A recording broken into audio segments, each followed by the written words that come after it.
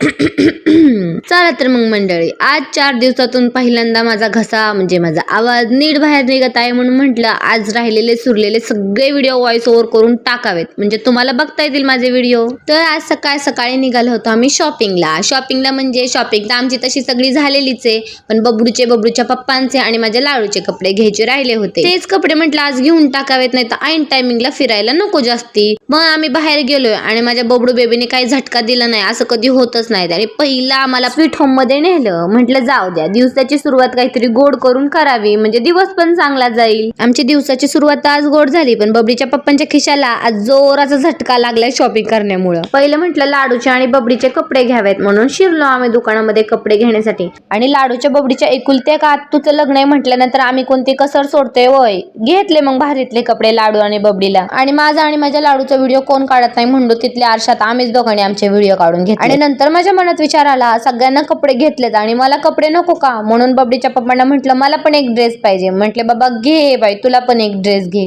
मग घेतला मी पण एक ड्रेस.